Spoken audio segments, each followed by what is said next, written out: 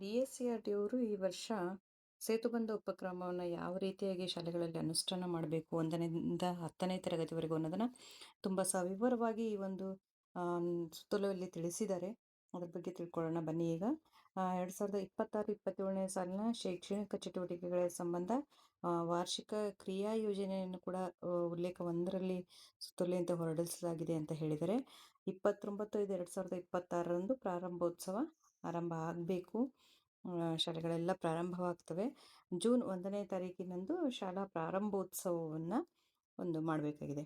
ಆ ನಂತರದಲ್ಲಿ ವಿದ್ಯಾರ್ಥಿಗಳ ವಯೋಮಾನ ಮತ್ತು ತರಗತಿಗೆ ಅನುಗುಣವಾಗಿ ಕಲಿಕಾ ಫಲಗಳ ಆಧಾರದ ಮೇಲೆ ಕಲಿಕಾ ಮಟ್ಟವನ್ನು ಗುರುತಿಸಿಕೊಂಡು ಕಲಿಕಾ ಅಂತರದ ನಡುವೆ ಸಹಸಂಬಂಧವನ್ನು ಕಲ್ಪಿಸಿ ಮುಂದಿನ ಕಲಿಗೆ ಸಿದ್ಧಿಗೊಳಿಸದೆ ಸೇತುಬಂಧ ಉಪಕ್ರಮ.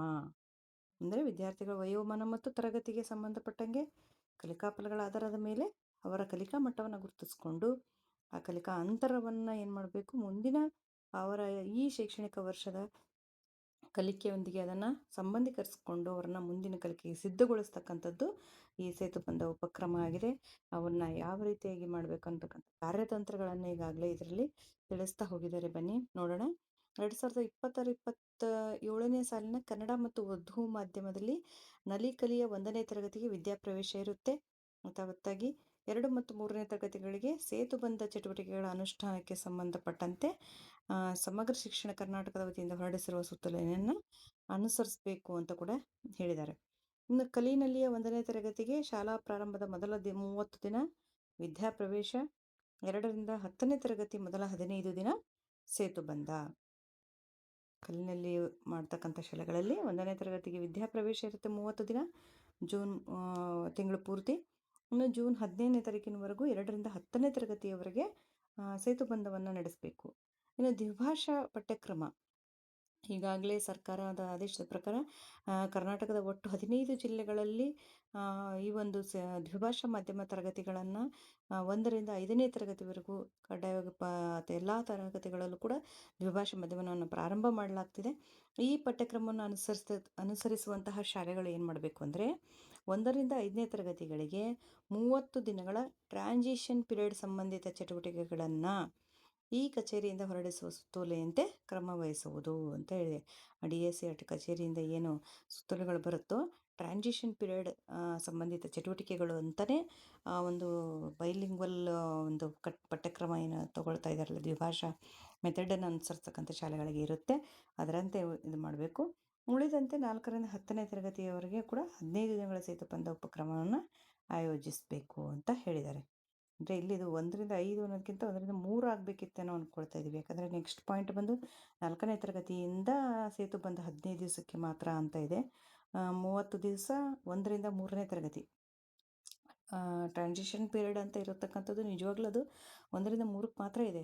ಈಗ ಇಲ್ಲಿವರೆಗೂ ಸಪ್ಲೈ ಆಗಿರ್ತಕ್ಕಂಥದ್ದು 4ರಿಂದ ಇಲ್ಲ ಟ್ರಾನ್ಸಿಷನ್ ಪೀರಿಯಡ್ ಆ್ಯಕ್ಟಿವಿಟಿಗಳು. ಹಾಗಾಗಿ 4ರಿಂದ 10ನೇ ತರಗತಿಗೆ ಸೇತುಬಂಧ ಉಪಕ್ರಮ. ಇನ್ನು ನೈದಾನಿಕ ಅವಲೋಕನ ಪರೀಕ್ಷೆ 2 ಸ್ವರೂಪದ ಪ್ರಶ್ನೆಗಳನ್ನು ಹೊಂದಿರಬೇಕು. ಈ ನೈದಾನಿಕ ಅವಲೋಕನದ ಪರೀಕ್ಷೆ ಅಂತಂದರೆ ಏನು ಪೂರ್ವ ಪರೀಕ್ಷೆ ಅಂತ ಕರಿತೀವಲ್ಲ, ಪ್ರೀ ಟೆಸ್ಟು, ಅದು 2 ರೀತಿಯ ಸ್ವರೂಪದ ಪ್ರಶ್ನೆಗಳನ್ನು ಹೊಂದಿರಬೇಕು. 40% FLN, 60% ಹಿಂದಿನ ತರಗತಿಗೆ ಅನುಗುಣವಾಗಿ ಗಳಿಸಬೇಕಾದ ಅಪೇಕ್ಷಿತ ಕಲಿಕಾ ಫಲಗಳು. ಅಂದರೆ ಈ 10 ಪ್ರಶ್ನೆಗಳನ್ನು ತಗೊಂಡ್ರೆ 4 ಪ್ರಶ್ನೆಗಳು FLNಗೆ ಸಂಬಂಧಪಟ್ಟಂತೆ, 6 ಪ್ರಶ್ನೆಗಳು ಹಿಂದಿನ ತರಗತಿಯ ಕಲಿಕಾ ಫಲಗಳಿಗೆ ಸಂಬಂಧಪಟ್ಟಂತೆ ಇರಬೇಕಾಗಿದೆ. ಕಲಿಕಾ ಫಲಗಳ ಪಟ್ಟಿನೂ ಕೂಡ FLN ಮತ್ತು ಕಲಿಕಾ ಫಲಗಳ ಪಟ್ಟಿಯನ್ನು ಕೂಡ ಆಲ್ರೆಡಿ ಅನುಬಂಧ 1ರಲ್ಲಿ ಇಲಾಖೆಯಿಂದ ಸರಬರಾಜು ಆಗ್ತಾ ಇದೆ. ಅವುಗಳನ್ನು ಒಂದ್ಸಲ ನೋಡಿಬಿಟ್ಟು ಇಲ್ಲಿ ಪ್ರಶ್ನೆ ಪತ್ರಿಕೆಗಳ ತಯಾರಿನ ಮಾಡಿಕೊಳ್ಬೇಕು.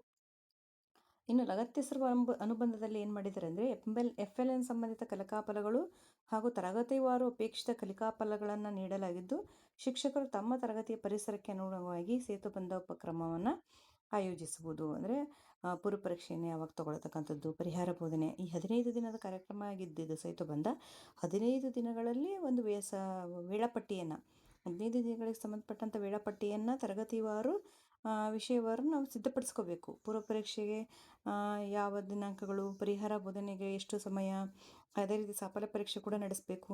ಅದಕ್ಕೂ ಎಷ್ಟು ಸಮಯವನ್ನು ನಿಗದಿಪಡಿಸಬೇಕು ಅಂತಕ್ಕಂಥದ್ದು ಹೇಳಬೇಕು.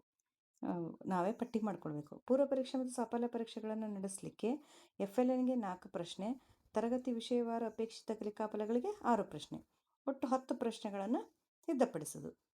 ಇನ್ನು ಈ ಬರೀ ಈಗ ಒಂದು ಪ್ರಶ್ನೆ ನಮ್ಮ ಶಿಕ್ಷಕರಲ್ಲಿ ಕೆಲವರು ಕೇಳ್ತಕ್ಕಂಥದ್ದು ಏನಂದರೆ, FLN ಕಲಿಕಾಫಲಗಳು ಒಂದಷ್ಟಿದೆ, ತರಗತಿ ಕಲಿಕಾಫಲಗಳು ಒಂದಷ್ಟಿದೆ, ಎಲ್ಲವನ್ನು ಸೇರಿಸಿದರೆ ಕೇವಲ 10 ಕಲಿಕಾಫಲಗಳಾಗೋದಿಲ್ಲ, ಹೆಚ್ಚಿಗೆ ಆಗುತ್ತೆ. ಸೊ ಇದರಲ್ಲಿ ನಾವು ಯಾವುದನ್ನು ತಗೊಳ್ಬೇಕು, ಯಾವುದನ್ನು ಬಿಡಬೇಕು ಅಂತ ಇಲ್ಲಿ ಒಂದು ಮಾಹಿತಿಯನ್ನು ಹೇಳಲಿಕ್ಕೆ ಇಷ್ಟಪಡ್ತೀನಿ. ಆ ಕಲಿಕಾಫಲಗಳಲ್ಲಿ ಈಗ ನಾವು ಪೂರ್ವ ಪರೀಕ್ಷೆಯನ್ನು ಯಾವ ರೂಪದಲ್ಲಿ ನಡೆಸ್ತೀವಿ, ಲಿಖಿತ ರೂಪದಲ್ಲಿ. ಸೊ ಆ ಕಲಿಕಾಫಲಗಳಲ್ಲಿ ಯಾವ ಕಲಿಕಾಫಲಗಳನ್ನು ಲಿಖಿತ ರೂಪದಲ್ಲಿ ತಗೊಂಡು ಸಾಧಿಸ್ತಾರೆ ಅಂತ ನಾವು ಗುರುತಿಸಬಹುದು. ಅಂದರೆ ಲಿಖಿತ ರೂಪದಲ್ಲಿ ಮಕ್ಕಳು ಉತ್ತರ ಕೊಟ್ಟಾಗ ಆ ಕಲಿಕಾಫಲಗಳನ್ನು ಮಗು ಸಾಧಿಸ್ತಾನೆ ಅಂತ ಅಂದ್ಕೊಳ್ತೀವಲ್ಲ, ಅಂತಹ ಕಲಿಕಾಫಲಗಳನ್ನು ಈ ಪೂರ್ವ ಪರೀಕ್ಷೆಗೆ ತಗೊಳ್ಳೋಣ. ಉಳಿದಂತಹ ನೋಡಿ, ಇಲ್ಲಿ ಕೆಳಗಡೆ ಆ ಪಾಯಿಂಟ್ ಆಲ್ರೆಡಿ ಇದೆ ನಮಗೆ ಕಾರ್ಯತಂತ್ರದಲ್ಲಿ. ಕಲಿಕಾಫಲಗಳ ಗಳಿಕೆಯನ್ನು ದೃಢೀಕರಿಸಲು ಹೆಚ್ಚಿನ ಪ್ರಶ್ನೆಗಳ ಅವಶ್ಯಕತೆ ಇದ್ದಲ್ಲಿ ಪ್ರಶ್ನೆಗಳನ್ನು ಮೌಖಿಕವಾಗಿ ಕೇಳುವುದು. ಅಂದರೆ ಆ ಪ್ರಶ್ನೆಗಳನ್ನು ಮೌಖಿಕವಾಗಿ ಕೇಳಬೇಕು. ಉಳಿದಂತಹ ಏನು ಇರ್ತವಲ್ಲ ಎಕ್ಸ್ಟ್ರಾ, ಅವನ್ನ ಮೌಖಿಕವಾಗಿ ಕೂಡ ನಾವು ಕೇಳಿ ದಾಖಲಿಸ್ಕೊಳ್ಬೋದು. ಪೂರ್ವ ಪರೀಕ್ಷೆಯ ಉತ್ತರಗಳನ್ನು ಮೌಲ್ಯಮಾಪನ ಮಾಡುವಾಗ ಪ್ರಶ್ನಾವರು ಮೌಲ್ಯಮಾಪನ ಮಾಡಬೇಕು. ಅಂದರೆ 1ನೇ ಪ್ರಶ್ನೆಗೆ ಮಗು ಯಾವ ಗ್ರೇಡನ್ನು ಪಡೆದಿದೆ, 2ನೇ ಪ್ರಶ್ನೆ, ಹೀಗೆ 3ನೇ ಪ್ರಶ್ನೆ. ಆ ಪ್ರಶ್ನೆಯ ಉತ್ತರಕ್ಕೆ ಯಾವ ರೀತಿಯಾಗಿ ಮೌಲ್ಯಮಾಪನ ಮಾಡಬೇಕು. ಪೂರ್ಣ ಪ್ರಮಾಣದಲ್ಲಿ ಉತ್ತರ ಮಾಡಿದರೆ ಎ, ಅಪೂರ್ಣ, ಭಾಗಶಃ ಅಥವಾ ಉತ್ತರವಿಲ್ಲದೇ ಇದ್ದಲ್ಲಿ ಬಿ ಅಂತ ಹೇಳಿ ಸ್ಯಾಪ್ನಲ್ಲಿ ಅದನ್ನು ದಾಖಲಿಸಬೇಕು. ಇನ್ನು 2026-27 ಶೈಕ್ಷಣಿಕ ಒಂದು ಯೋಜನೆಗೆ ನಮೂನೆಗಳಲ್ಲಿ ಪರಿಷ್ಕರಣೆಯನ್ನು ಮಾಡಿದ್ದು ಪರಿಷ್ಕೃತ ಸ್ಯಾಪ್ ಕೂಡ ಆಲ್ರೆಡಿ ಇಲಾಖೆಯಿಂದ ಸರಬರಾಜಾಗಿದೆ. 4ರಿಂದ 10ನೇ ತರಗತಿವರೆಗೆ ಪ್ರಶ್ನೆ ಪತ್ರಿಕೆಯ 1ರಿಂದ 4ನೇ ಪ್ರಶ್ನೆಗಳಲ್ಲಿ ಬಿ ಗ್ರೇಡ್ ಪಡೆದಿರುವ ವಿದ್ಯಾರ್ಥಿಗಳನ್ನು FLN ಸಾಧಿಸದೇ ಇರುವ ವಿದ್ಯಾರ್ಥಿಗಳು ಎಂದು ಗುರುತಿಸಿಕೊಳ್ಳುವುದು. ಪ್ರಶ್ನೆ ಪತ್ರಿಕೆ 5ರಿಂದ 10ನೇ ಪ್ರಶ್ನೆಗಳಲ್ಲಿ ಬಿ ಗ್ರೇಡ್ ಪಡೆದಿರುವ ವಿದ್ಯಾರ್ಥಿಗಳನ್ನು ಅಪೇಕ್ಷಿತ ಕಲಿಕಾಫಲಗಳನ್ನು ಸಾಧಿಸದೆ ಕಲಿಕಾ ಅಂತರ ಇರುವ ವಿದ್ಯಾರ್ಥಿಗಳು ಎಂದು ಗುರುತಿಸಿಕೊಳ್ಳುವುದು. ಅಂದರೆ ಇಲ್ಲಿ ನಮ್ಮ ಪ್ರಶ್ನೆಗಳು ಹೇಗೆ ನಾವು ತಗೊಂಡಿದ್ವಿ, 4 ಪ್ರಶ್ನೆಗಳು FLNಗೆ, 6 ಪ್ರಶ್ನೆಗಳು ಹಿಂದಿನ ತರಗತಿಯ ಕಲಿಕಾಫಲ. ಈ 4 ಪ್ರಶ್ನೆಗಳಲ್ಲಿ ಅಂದರೆ ಮೊದಲ 4 ಪ್ರಶ್ನೆಗಳನ್ನು FLN ಒಂದು ಕಲಿಕಾಫಲಗಳ ಆಧಾರಿತವಾಗಿಯೇ ತೆಗಿಬೇಕು. ಅದು ತೆಗೆದಾಗ ಮಾತ್ರ ನಾವು ಕೊನೆಯಲ್ಲಿ ನಾವು ವಿಶ್ಲೇಷಣೆ ಮಾಡಬೇಕಾದಾಗ ಅನುಕೂಲ ಆಗುತ್ತೆ. 1ರಿಂದ 4ನೇ ಪ್ರಶ್ನೆಗಳು FLNಗೆ ಸಂಬಂಧಪಟ್ಟಿರಲಿ, 5ರಿಂದ 10 ಪ್ರಶ್ನೆಗಳು ಹಿಂದಿನ ತರಗತಿಯ ಕಲಿಕಾಫಲಗಳಿಗೆ ಸಂಬಂಧಿಸಿರಲಿ. ಆಗ ಈ ಒಂದು ಪಾಯಿಂಟ್ ನಮಗೆ ವಿಶ್ಲೇಷಣೆ ಮಾಡಬೇಕಾದಾಗ ಅನುಕೂಲ ಆಗುತ್ತೆ. 1ರಿಂದ 4ರಲ್ಲಿ ಮಗು ಏನಾದರೂ ಅತಿ ಹೆಚ್ಚು ಬಿ ಗ್ರೇಡ್ಗಳನ್ನು ತೊಗೊಂಡಿದ್ರೆ ಅದು ಆ ಮಗು FLN ಸಾಧಿಸದೇ ಇರುವ ಮಗು. ಇನ್ನು 5ರಿಂದ 10ನೇ ಪ್ರಶ್ನೆಗಳಿಗೆ ಬಿ ಗ್ರೇಡ್ ಪಡೆದಿರತಕ್ಕಂತಹ ಮಗು ಏನಾದರೂ ಇದ್ದರೆ ಆ ಮಗು ಕಲಿಕಾ ಅಂತರವಿರುವ ಮಗು. ಆ ಮಗುವನ್ನು ಪರಿಹಾರ ಬೋಧನೆ, ಆ ಒಂದು ಏನು ಈ ಸೇತುಬಂಧ ಉಪಕ್ರಮದಲ್ಲಿ ಪರಿಹಾರ ಬೋಧನೆಗೆ ಮಗುವನ್ನು ಗುರುತಿಸ್ಕೋಬೇಕು. ಮೌಲ್ಯಮಾಪನವನ್ನು ಆಧರಿಸಿ ವಿದ್ಯಾರ್ಥಿಗಳ ಕಲಿಕೆಯನ್ನು FLN ಪ್ರಗತಿ ಮತ್ತು ಅಪೇಕ್ಷಿತ ಕಲಿಕಾಫಲಗಳ ಕಲಿಕೆಯನ್ನು ಸ್ಯಾಪ್ ನಮೂನೆ 4A ಮತ್ತು 4Bಯಲ್ಲಿ ನಮೂದಿಸಬೇಕು. ಬಿ ಗ್ರೇಡ್ ಪಡೆದಿರುವ ವಿದ್ಯಾರ್ಥಿಗಳ ನಮೂನೆಯನ್ನು ಸ್ಯಾಪ್ ನಮೂನೆ 5A ಮತ್ತು 5Bನಲ್ಲಿ ದಾಖಲಿಸುವುದು. ಇವರು ಸೇತುಬಂಧ ಉಪಕ್ರಮದಲ್ಲಿ ಪರಿಹಾರ ಬೋಧನೆಗೆ ಏನು 5A 5Bನಲ್ಲಿ ದಾಖಲಿಸ್ತಿರಲ್ಲ ಮಕ್ಕಳು, ಆ ಮಕ್ಕಳು ಪರಿಹಾರ ಬೋಧನೆಗೆ ಒಳಪಡ್ತಕ್ಕಂಥ ಮಕ್ಕಳಾಗಿರ್ತಾರೆ. FLN ಮತ್ತು ಅಪೇಕ್ಷಿತ ಕಲಿಕಾಫಲಗಳಿಗೆ ಅನುಗುಣವಾಗಿ ಚಟುವಟಿಕೆಗಳನ್ನು ಪ್ರತ್ಯೇಕವಾಗಿ ರೂಪಿಸಿಕೊಂಡು ಬಿ ಗ್ರೇಡ್ ಪಡೆದಿರುವ ವಿದ್ಯಾರ್ಥಿಗಳಿಗೆ ಪರಿಹಾರ ಬೋಧನೆಯನ್ನು ಕೈಗೊಳ್ಳಬೇಕು. 1ರಿಂದ 10ನೇ ತರಗತಿಗಳವರೆಗೆ DSART ವೆಬ್ಸೈಟ್ನಲ್ಲಿ ಲಭ್ಯವಿರುವ ತರಗತಿವಾರು ಹಾಗೂ ವಿಷಯವಾರು ಕಲಿಕಾ ಸಾಮಗ್ರಿಗಳಾದ ಸೇತುಬಂಧ ಸಾಹಿತ್ಯ, ಈಗಾಗಲೇ ವೆಬ್ಸೈಟ್ನಲ್ಲಿ ತರಗತಿವಾರು ವಿಷಯವಾರು ಸೇತುಬಂಧ ಸಾಹಿತ್ಯ ಕೂಡ ಇದೆ. ಕಲಿಕಾ ಚೇತರಿಕೆ, ಕಲಿಕಾ ಬಲವರ್ಧನೆ, ಕಲಿಕಾ ಫಲಾಧಾರಿತ ಪ್ರಶ್ನಾಕೋಟೆಯ ಚಟುವಟಿಕೆಗಳನ್ನು ಬಳಸಿಕೊಂಡು ತಮ್ಮ ಹಂತದಲ್ಲಿ ಸ್ಥಳೀಯ ಸನ್ನಿವೇಶಕ್ಕೆ ಅಪೇಕ್ಷಿತ ಕಲಿಕಾಫಲಗಳಿಗೆ ಅನುಗುಣವಾಗಿ ಚಟುವಟಿಕೆಗಳನ್ನು ರೂಪಿಸಿಕೊಂಡು ಸೇತುಬಂಧ ಉಪಕ್ರಮವನ್ನು ಯಶಸ್ವಿಯಾಗಿ ಅನುಷ್ಠಾನಗೊಳಿಸಬೇಕಾಗಿದೆ. ಪರಿಹಾರ ಬೋಧನೆಗೆ ಏನು ಮಗು 5A 5Bನಲ್ಲಿರ್ತಕ್ಕಂಥ ಮಕ್ಕಳಿಗೆ ಪರಿಹಾರ ಬೋಧನಾ ಚಟುವಟಿಕೆಗಳಿಗಾಗಿ ನಾವು ಸೇತುಬಂಧ ಸಾಹಿತ್ಯವನ್ನು, ಕಲಿಕಾ ಚೇತರಿಕೆ ಸಾಹಿತ್ಯ, ಕಲಿಕಾ ಬಲವರ್ಧನೆ ಚಟುವಟಿಕೆಗಳು, ಕಲಿಕಾ ಫಲಾಧಾರಿತ ಪ್ರಶ್ನೆಕೋಟಿ ಚಟುವಟಿಕೆಗಳನ್ನು ಬಳಸಿಕೊಂಡು ಆ ಮಗುವಿಗೆ ಒಂದು ಪರಿಹಾರ ಬೋಧನೆ ಚಟುವಟಿಕೆಯನ್ನು ಅನುಷ್ಠಾನ ಮಾಡಬೇಕು. ವಿದ್ಯಾರ್ಥಿಗಳ ಕಲಿಕಾ ಅನುಭವಗಳನ್ನು ಆಧರಿಸಿ ರಸಪ್ರಶ್ನೆ, ಲಿಖಿತ ಮೌಖಿಕ ಪ್ರಶ್ನೋತ್ತರ, ಸರಳ ಯೋಜನೆಗಳು, ಸರಳ ಚಟುವಟಿಕೆಗಳು, ಸಂಭಾಷಣೆ, ಅಭ್ಯಾಸಗಳು, ಗೃಹಪಾಠ ಮತ್ತು ಇನ್ನಿತರ ಚಟುವಟಿಕೆಗಳನ್ನು ಮೌಲ್ಯಮಾಪನ ಮಾಡಬೇಕು.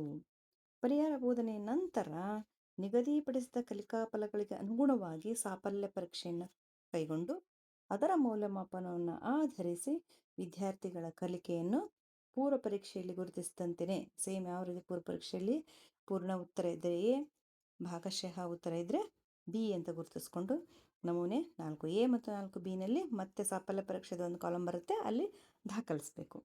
ಹೀಗೆ ಗುರುತಿಸಿರುವ ವಿದ್ಯಾರ್ಥಿಗಳ FLN ಮತ್ತು ಅಪೇಕ್ಷಿತ ಕಲಿಕಾ ಫಲಗಳ ಗಳಿಕೆಯ ಮಾಹಿತಿಯನ್ನು ಸ್ಯಾಟ್ಸ್ನಲ್ಲಿ ಲಭ್ಯವಿರುವ ಪ್ರತ್ಯೇಕ ಮಾಡ್ಯೂಲ್ನಲ್ಲಿ ಕೂಡ ದಾಖಲಿಸಬೇಕಾಗಿದೆ. ಈ ವರ್ಷ ಸ್ಯಾಟ್ಸ್ನಲ್ಲೂ ಕೂಡ ಸೇತುಬಂಧ ಮಾಹಿತಿಯನ್ನು ದಾಖಲಿಸ್ತಕ್ಕಂತಹ ಅವಕಾಶವನ್ನು ಬಿಡುವಂಥ ಸಾಧ್ಯತೆಗಳಿವೆ. FLN ಮತ್ತು ಅಪೇಕ್ಷಿತ ಕಲಿಕಾ ಫಲಗಳನ್ನು ಸಾಧಿಸದಿರುವ ವಿದ್ಯಾರ್ಥಿಗಳ ಕಲಿಕಾ ಪ್ರಗತಿಯನ್ನು ನಿರಂತರವಾಗಿ ಅನುಪಾಲನೆ ಮಾಡುವುದು.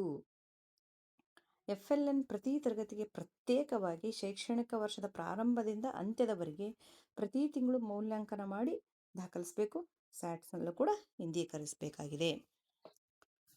ಅಪೇಕ್ಷಿತ ಕಲಿಕಾ ಫಲಗಳನ್ನು ಸಾಧಿಸದೇ ಇರುವಂತಹ ವಿದ್ಯಾರ್ಥಿಗಳಿಗೆ ಪರಿಹಾರ ಕ್ರಮಗಳನ್ನು ಕೈಗೊಂಡು ಸೆಪ್ಟೆಂಬರ್ ಹಂತಕ್ಕೆ ಒಂದು ಹಂತ, ಡಿಸೆಂಬರ್ ಹಂತಕ್ಕೆ 2ನೇ ಹಂತದಲ್ಲಿ ಒಂದು ಯೋಜನೆಯನ್ನು ರೂಪಿಸ್ಕೊಳ್ಬೇಕು.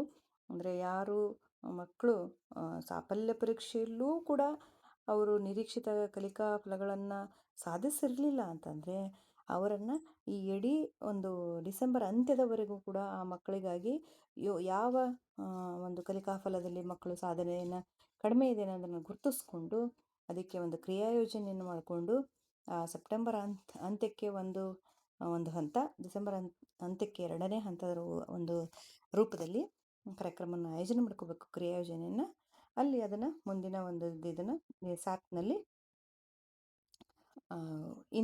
ಇದು ಮಾಡಬೇಕು, ಅದನ್ನು ಮುಗಿಸ್ಬೇಕು, ಮೌಲ್ಯಾಂಕನ ಮಾಡಬೇಕು.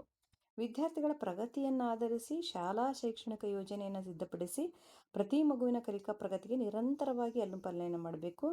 ಇನ್ನು ಸೇತುಬಂಧ ಉಪಕ್ರಮದ ಅವಧಿ ಮುಗಿದ ನಂತರವೂ, ಅಂದರೆ ಈ 15 ದಿವಸ ಏನು ಮುಗಿಯುತ್ತಲ್ಲ, ಅದು ಮುಗಿದ ಮೇಲೂ ಕೂಡ ವಿದ್ಯಾರ್ಥಿಗಳಲ್ಲಿ ಬುನಾದಿ ಸಾಮರ್ಥ್ಯಗಳು ಹಾಗೂ ತರಗತಿಗೆ ಅನುಗುಣವಾಗಿ ಗಳಿಸಬೇಕಾದ ಕಲಿಕಾ ಫಲಗಳು ಗಳಿಕೆ ಆಗಲಿಲ್ಲ ಅಂದರೆ ಆಯಾ ವಿಷಯದಲ್ಲಿ ಪೂರ್ವಸಿದ್ಧತಾ ಚಟುವಟಿಕೆಗಳ ನಿರ್ವಹಣೆ ಅಥವಾ ಪುನರಾವರ್ತನೆ ಸಮಯದಲ್ಲಿ ವಿಶೇಷವಾದ ಆದ್ಯತೆಯನ್ನು ನೀಡಿ ಕಲಿಕೆಯನ್ನು ಅನುಕೂಲಿಸುವ ಮೂಲಕ ಮತ್ತು ಪೋಷಕರ ಸಹಕಾರದಿಂದ ಎಲ್ಲ ವಿದ್ಯಾರ್ಥಿಗಳು ನಿಗದಿತ ಕಲಿಕಾ ಫಲಗಳನ್ನು ಸಾಧಿಸಲು ಕ್ರಮ ವಹಿಸುವುದು ಮತ್ತು ಸಾಧಿಸಿರುವ ಬಗ್ಗೆ ಖಾತ್ರಿಪಡಿಸಿಕೊಳ್ಳೋದು. ಅಂದರೆ 15 ದಿವಸಕ್ಕೆ ಈ ಸೇತುಬಂಧದ್ದು ಪೂರ್ವ ಪರೀಕ್ಷೆ, ಪರಿಹಾರ ಬೋಧನೆ, ಸಾಫಲ್ಯ ಪರೀಕ್ಷೆ ಮುಗೀತು. ಇನ್ನು ಸಾಫಲ್ಯ ಪರೀಕ್ಷೆಯಲ್ಲಿ ಬಿ ಅಂಕ ಬಂದವರಿಗೆ ನಾವೇನು ಮಾಡ್ತೀವಿ, ಇಡೀ ಡಿಸೆಂಬರ್ ಅಂತ್ಯದವರೆಗೆ ಅವ್ರಿಗೆ ಕ್ರಿಯಾಯೋಜನೆಯನ್ನು ಸಿದ್ಧಪಡಿಸ್ತೀವಿ. ಸಿದ್ಧಪಡಿಸಿ ಆಯಿತು ಅಂತ ಹೇಳಿ ಅಲ್ಲಿಗೆ ನಾವು ಅವರಿಗೆ ಯಾವ ರೀತಿಯಾಗಿ ನಾವು ಕಲಿಕಾ ಫಲಗಳನ್ನು ಸಾಧಿಸ್ಕೊಳ್ಬೇಕು ಅಂತಂದರೆ ಪ್ರತಿನಿತ್ಯ ನಮ್ಮ ವಿಷಯ ಬೋಧನೆ, ಪಾಠ ಬೋಧನೆಯ ಸಮಯದಲ್ಲಿ ಪೂರ್ವಸಿದ್ಧತಾ ಚಟುವಟಿಕೆಗಳ ಸಮಯದಲ್ಲಾಗಿರ್ಬೋದು, ಪುನರ್ಬಲನ ಹಂತಗಳಲ್ಲಾಗಿರ್ಬೋದು ಆ ಮಕ್ಕಳಿಗೆ ವಿಶೇಷವಾದ ಆದ್ಯತೆಯನ್ನು ನೀಡಬೇಕು. ಅವರಿಗೆ ಮುಖ್ಯ ಆದ್ಯತೆಯನ್ನು ನೀಡುವ ಮೂಲಕ ಅವರು ನಿರೀಕ್ಷಿತ ಕಲಿಕಾ ಫಲಗಳನ್ನು ಸಾಧಿಸಲಿಕ್ಕೆ ಅವರಿಗೆ ಅವಕಾಶಗಳನ್ನು ನೀಡಿಸಿ ಮತ್ತು ಅವರಿಗೆ ಸಾಧಿಸಿರುವ ಬಗ್ಗೆ ಕೂಡ ಖಾತ್ರಿಯನ್ನು ಪಡಿಸ್ಕೊಳ್ಬೇಕಾಗಿದೆ ಅಂತಕ್ಕಂಥದ್ದು. ಇಷ್ಟು ಇದು ಒಂದು ಇಲಾಖೆಯಿಂದ DSCRTಯಿಂದ ಬಂದಿರತಕ್ಕಂಥ ಸೇತುಬಂಧ ಸುತ್ತೋಲೆ ಆಗಿದೆ. 19ನೇ ತಾರೀಕು ಮೇ 19ಕ್ಕೆ ಬಂದುಬಿಟ್ಟಿದೆ ಇದು. ಸೊ ಇದನ್ನು ನಾವು ಮೇ 29ಕ್ಕೆ ಶಾಲಾ ಪ್ರಾರಂಭ, ಜೂನ್ 1ಕ್ಕೆ ಶಾಲಾ ಪ್ರಾರಂಭೋತ್ಸವ, ಜೂನ್ 1ರಿಂದ 15ನೇ ತಾರೀಕಿನೊಳಗಡೆ ಸೇತುಬಂಧ ಉಪಕ್ರಮ. ಸೊ ವಿಷಯ ಥ್ಯಾಂಕ್ ಯು.